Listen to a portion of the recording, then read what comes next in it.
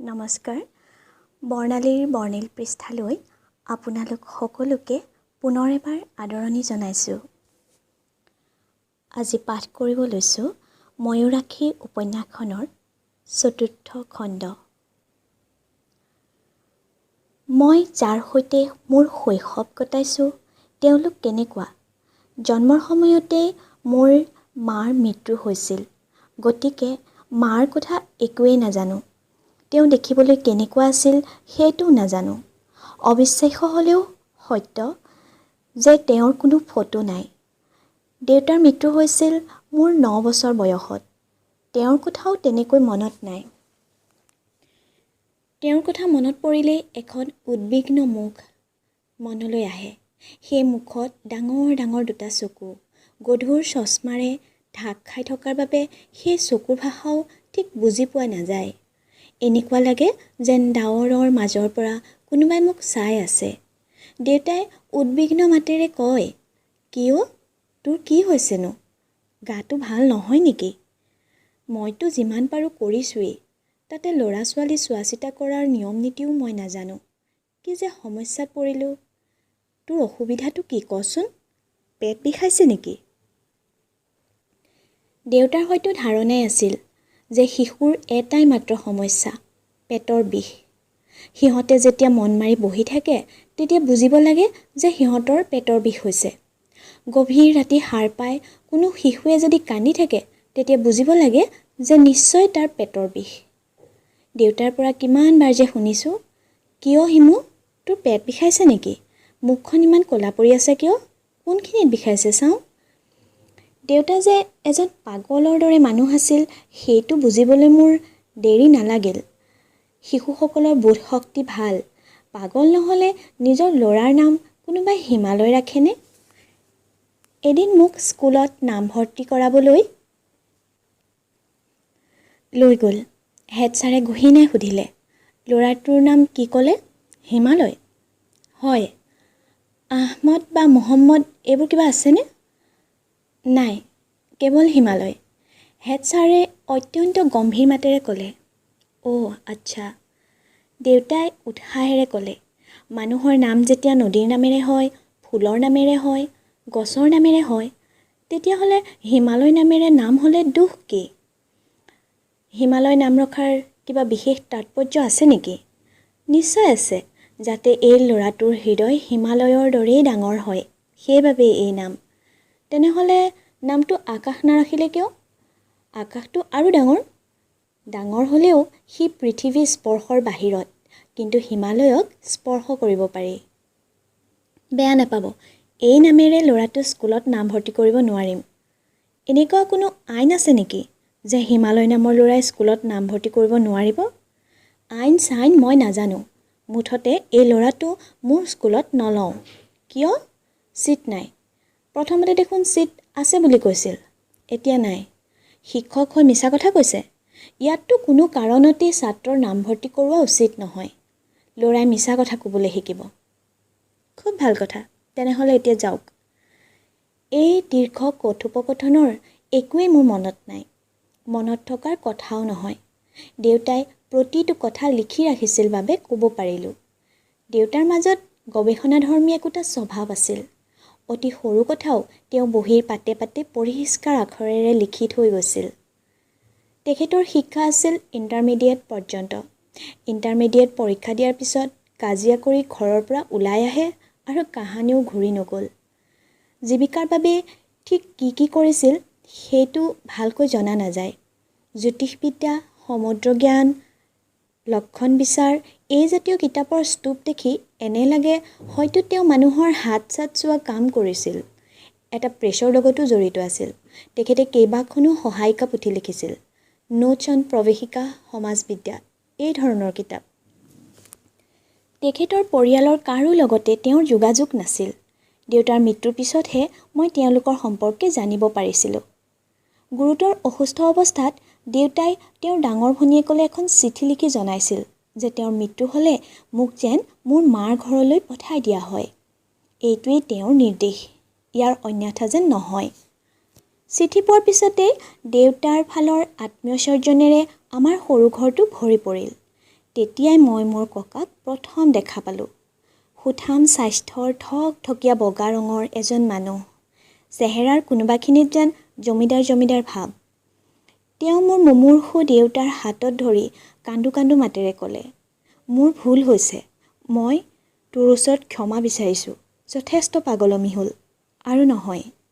মোৰ দেউতাই দীৰ্ঘ নিশ্বাস এৰি ক'লে, ঠিক আছে, যাওক, ক্ষমা কৰিলোঁ। কিন্তু মোৰ ল'ৰা আপোনালোকৰ লগত থাকি ডাঙৰ হোৱাটো মই নিবিচাৰোঁ।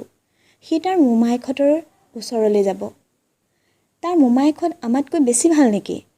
নহয়, তেওঁলোক পিশাচ শ্ৰেণীৰ। তেওঁলোকৰ লগত থাকিলে সি বহুত কথা শিকিব। ককাই এইবাৰ সঁচাকৈ কান্দি পেলালে। এজন বৃদ্ধ জমিদাৰৰ দৰে মানুহে কান্দিছে।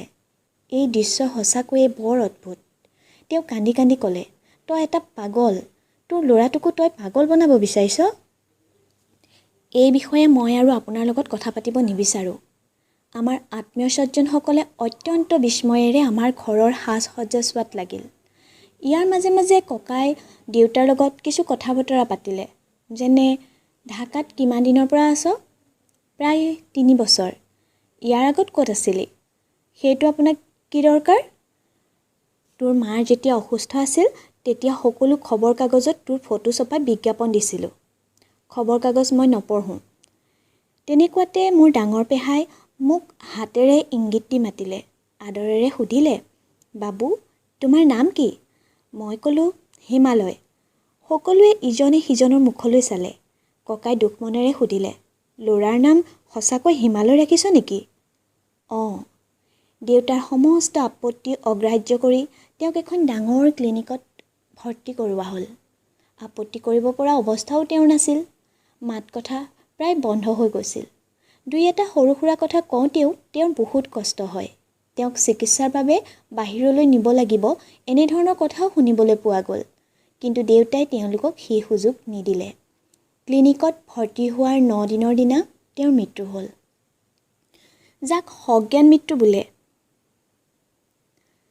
মৃত্যুৰ আগমুহূৰ্ততো তেওঁৰ সম্পূৰ্ণ জ্ঞান আছিল। মোক ক'লে, তোমাৰ বাবে কিছুমান উপদেশ লিখি থৈ গৈছোঁ। সেইবোৰ মন দি পঢ়িবা। অৱশ্যে লেখাখিনি অসম্পূৰ্ণ। সম্পূৰ্ণ কৰাৰ সময় নহ'ল। মোৰ ফালৰ কোনো আত্মীয় স্বজনৰ লগত কোনো যোগাযোগ নাৰাখিবা আৰু তেওঁলোকৰ সাহায্য নল'বা।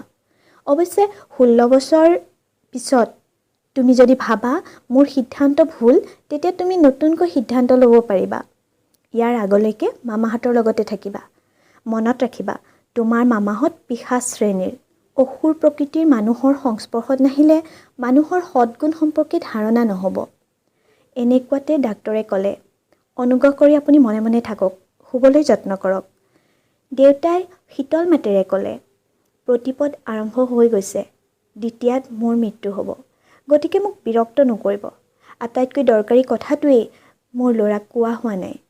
শুন হিমু, মনত কোনো ধৰণৰ উচ্চাকাংক্ষা নাৰাখিবি। টকা পইচা ঘটিব লাগিব, ডাঙৰ মানুহ হ'ব লাগিব, এইবোৰ কথা মুঠেও নাভাবিবি। সমস্ত কষ্টৰ মূল হৈছে আমাৰ উচ্চাকাংক্ষা। মোৰো উচ্চাকাংক্ষা আছিল বাবেই প্ৰথম অৱস্থাত খুব কষ্ট পাইছিলোঁ। পিছলৈ উচ্চাকাংক্ষা ত্যাগ কৰিব পাৰিছিলোঁ বাবে অলপ আনন্দত আছিলোঁ। আনন্দত থকাটোৱেই ডাঙৰ কথা। সকলো সময়তে আনন্দত থাকিবলৈ যত্ন কৰিবি। দেউতাই কথা কৈ কৈ অলপ ৰ'ল। হঠাৎ গভীৰ আগ্ৰহ আৰু বিস্ময়েৰে চাৰিওফালে চালে। তাৰপিছত মৃদু সুৰত ক'লে, অ' আচ্ছা, তেনেহ'লে ইয়াৰ নামেই মৃত্যু। এইটোনো কি বেয়া? মৃত্যু তেনেহ'লে বৰ এটা ভয়াৱহ নহয়। তাৰ অলপ সময়ৰ পিছতেই দেউতাৰ মৃত্যু হ'ল। মই কিছুদিন মোৰ ককাৰ লগত থাকিলোঁ। তেওঁৰ মোৰ প্ৰতি বাৰে বাৰে বিস্ময় প্ৰকাশ কৰিব ধৰিলে। আৰে, এইটো কেনেকুৱা ল'ৰা? বাপেক মৰি গ'ল অথচ এফুটা চকুৰ পানী নাই। ই দেখিছোঁ তাৰ বাপেকৰ দৰেই পাগল। আহ, এইফালে আহ, মাক বাপেক মৰিলে কান্দিব লাগে। মই শীতল মাতেৰে ক'লোঁ, মোক তই তই বুলি নামাতিব। তেওঁ চকু ডাঙৰ ডাঙৰ কৰি মোৰ ফালে চাই থাকিল। ককাৰ ঘৰটো বিশাল। সেই বিশাল ঘৰৰ 2 মহলাৰ এটা কোঠা মোক দিয়া হ'ল। সেইটো কোঠাত এই ঘৰৰ ল'ৰা ছোৱালীৰ বাবে সকলো সময়তে এজন প্ৰাইভেট টিউটৰ থাকে। তেওঁৰ নাম কিসমত মোল্লা। তেওঁ যেতিয়া শুনিলে যে মই স্কুলত নপঢ়োঁ, ইমান দিনে দেউতাৰ ওচৰত পঢ়িছোঁ, তেতিয়া তেওঁ একেবাৰে আকাশৰ পৰাহে যেন পৰিল। দেউতাৰ ওচৰত কি পঢ়িছা? ইংৰাজী, বাংলা, অংক, ভূগোল আৰু নীতিশাস্ত্ৰ। নীতিশাস্ত্ৰ মানে কি? কোনটো ভাল, কোনটো বেয়া, কোনটো ন্যায়, কোনটো অন্যায়, এইবোৰ। কি কৈছা মই একো বুজি পোৱা নাই। যেনে ধৰক মিছা। মিছা কোৱাটো বেয়া, কিন্তু ভালৰ বাবে মিছা কোৱাটো অন্যায় নহয়। মিছাৰ পৰা আমি সত্যক জানিব পাৰোঁ। কৈছা কি এইবোৰ? বুজাই কোৱা। যেনে ধৰক গল্প, উপন্যাস, এইবোৰ চব মিছা, কিন্তু এই মিছাৰ পৰাই আমি সত্যক জানিব পাৰোঁ। মাষ্টৰ চাহাবে চকু ডাঙৰ ডাঙৰ কৰি চাই থাকিল।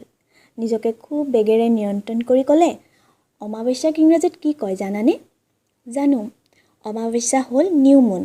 কয় নিউ মুন, কিন্তু আকাশত তেতিয়া চন্দ্ৰ নাথাকে। মৃন্ময় শব্দৰ অৰ্থ কি? মৃন্ময় মানে মাটিৰে তৈয়াৰী। মোৰ কথা বাৰ্তা শুনি মাষ্টাৰ চাহাব অত্যন্ত চমৎকৃত হ'ল। অৱশ্যে ঘৰৰ কোনো আচৰিত নহ'ল। মোৰ ককাই কৈ থাকিল, তোৰ দেউতাৰ আছিল পাগল, উন্মাদ। সি যিবোৰ শিকাইছে চব পাহৰি যা। সকলোবোৰ নতুনকৈ শিকিবি। তোক ভাল ইংৰাজী স্কুলত নাম লগাই দিম। আৰু শুন, তোৰ নাম হ'ব চৌধুৰী ইমতিয়াজ। মনত থাকিবনে? ককাই ঘৰত ঘোষণা কৰি দিলে, ইয়াক কোনেও হিমালয় বা হিমু একো মাতিব নোৱাৰিব। ইয়াৰ নাম ইমতিয়াজ চৌধুৰী। ঘৰত মাতা নাম টুটুল। মনত থাকিবনে? এই ল'ৰাটোৰ মগজুত এই নাম দুটা সুমুৱাই দিব লাগিব। গোটেই দিনটোৰ ভিতৰত ইয়াক অতি কমেও 25 বাৰ চৌধুৰী ইমতিয়াজ আৰু 25 বাৰ টুটুল বুলি মাতিব লাগিব। It's an order. মোক সঁচাকৈয়ে এখন ইংৰাজী স্কুলত নামভৰ্তি কৰোৱা হ'ল। স্কুলৰ পোছাক চিলাই দিয়া হ'ল। প্ৰথম দিনা স্কুলৰ পৰা আহি দেখিলোঁ, লেতেৰা পায়জামা পাঞ্জাবীৰ ওপৰত এটা কোট ওলমাই অত্যন্ত ক্ষীণ এজন মানুহ আলহী কোঠাত বহি আছে। তেওঁৰ হাতত এটা চকচকীয়া ছাতি, হয়তো আজিয়ে কিনা। মানুহজনৰ মুখত এমুকুৰা পাণ, এষ্ট্ৰেত সেই পাণৰ পিক পেলাইছে। তেওঁ বহি থকাৰ ভংগী, পাণ খোৱাৰ ভংগী আৰু পাণৰ পিক পেলোৱাৰ ভংগীত কোনো সংকোচ নাই। যেন এই ঘৰৰ সৈতে তেওঁৰ খুব ভাল চিনা পৰিচয়। যেন এইখন তেওঁৰ নিজৰেই ঘৰ। মই কোঠাত সোমোৱাৰ মাত্ৰকে ক'লে, বাবা হিমালয়, মই তোমাক নিবলৈ আহিছোঁ। মই তোমাৰ ডাঙৰ মামা। মোক সেৱা কৰা। ককাই গম্ভীৰ মাতেৰে ক'লে, মই আপোনাক কৈছোৱেই, তাক নিব নোৱাৰে। সি গাঁৱলৈ গৈ কি কৰিব? সি ইয়াতে থাকিব, পঢ়া শুনা কৰিব, তাক স্কুলত নাম লগাই দিছোঁ। মোৰ ডাঙৰ মামাই বিচিত্ৰ ভংগীত হাঁহিলে, যেন এনেধৰণৰ হাস্যকৰ কথা তেওঁ কেতিয়াও শুনা নাই। চাওক দেউতা, ল'ৰাৰ দেউতাকে চিঠিৰ জৰিয়তে এই অধিকাৰ দি গৈছে। এতিয়া যদি আপুনি দিব নিবিচাৰে, বাধ্য হৈ আইনৰ আশ্ৰয় ল'ব লাগিব। কোৰ্টত বিচাৰ হ'ব। যদিও আত্মীয় স্বজনৰ লগত মামলা মোকদ্দমা ভাল কথা নহয়, তথাপি তাৰ বাহিৰেতো উপায় নাই। ককাৰ মুখৰ পৰা একো মাত নোলাল। ডাঙৰ মামাই এষ্ট্ৰেত আৰু এবাৰ পাণৰ পিক পেলাই ক'লে, দেউতাকৰ ইচ্ছামতেই হওক, মিছামিছি আপত্তি কিয় কৰিছে? ল'ৰাৰ খৰচ পাতিৰ বাবে মাহে মাহে টকা দি থাকিব। তেনেকৈ হ'লেওতো হ'ব। আপুনি কি কৰে? তেনেকৈ একো নকৰোঁ। সামান্য বিষয় সম্পত্তি আছে, টুকটাক ব্যৱসায় আছে। ইউনিয়ন কাউন্সিলৰ মেম্বাৰ আছিলোঁ। এইবাৰ জিকিব নোৱাৰিলোঁ। 17টা ভোটত ঠগ খালোঁ। যদি অনুমতি দিয়ে অলপ অশিষ্টতা কৰিব পাৰোঁ নেকি? কি অশিষ্টতা? এটা চিগাৰেট খাওঁ। এনেকুৱা নিচা হৈছে যে নাখালে উশাহ বন্ধ হৈ আহে। ডাঙৰ মামাই ককাৰ অনুমতিলৈ অপেক্ষা নকৰাকৈয়ে চিগাৰেট জ্বলালে। ককাই ক'লে, আপুনি ইয়াক এইকাৰণেই নিব বিচাৰিছে কাৰণ ইয়াক নিলে আপুনি মাহে মাহে মোটা অংকৰ টকা পাব, নহয় জানো?